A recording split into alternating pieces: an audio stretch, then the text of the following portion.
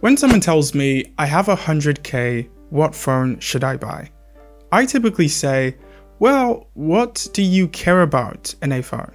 And that's because at this price point, you never would really find a phone that's good at every single thing, because if it was, it wouldn't cost 100k.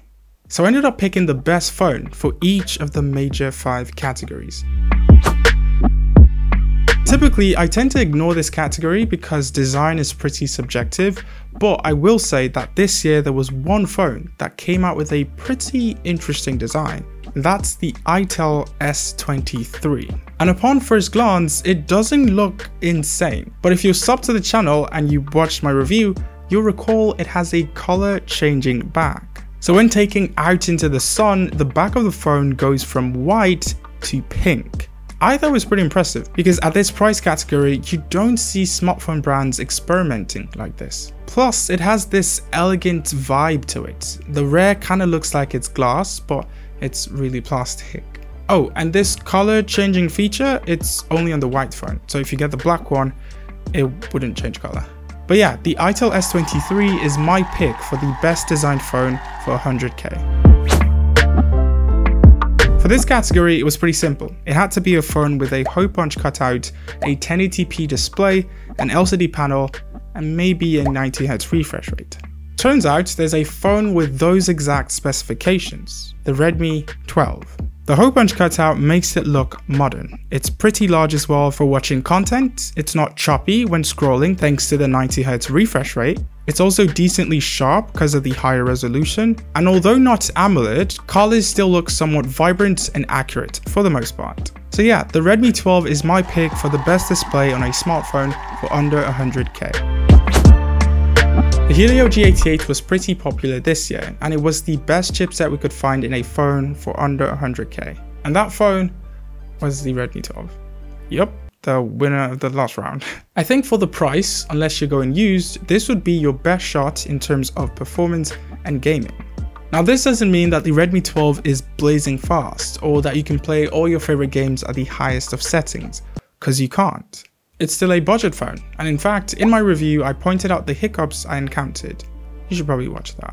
And in that video, I also mentioned that you should probably get the 6GB RAM or 8GB RAM versions, because the more RAM you have, the better your phone will perform. But if you do that, that will take you over our budget. But yeah, still, the Redmi 12 is my pick for the best performance for under 100k.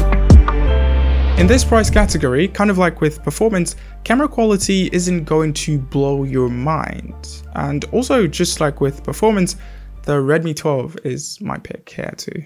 It has the exact same 50 megapixel main sensor on the Redmi Note 12. So for the most part, it does deliver. But from my own testing, it wasn't super consistent. Some photos were really good and some others not so good. Videos too, terrible. But even with that, I think this still has the best camera on a brand new 100,000 Naira 2023 Android phone.